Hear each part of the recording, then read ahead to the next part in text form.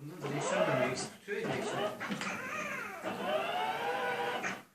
Şarjlı mı bunun pilli mi? Şarjı. Kaç saatte bitiyormuş şey? 2,5 saat sonra.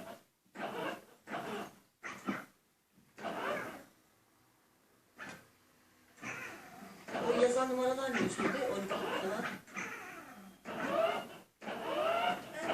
Saatini mi gösteriyor?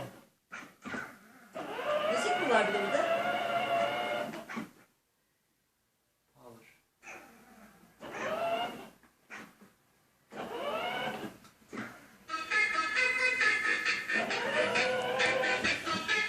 Kim açtı? Ver ama ya. Hiç olmadı. Bence var ya keşke bir kişi daha alsa. Değil mi anne? Kızla bildirebilsem bir kişi var.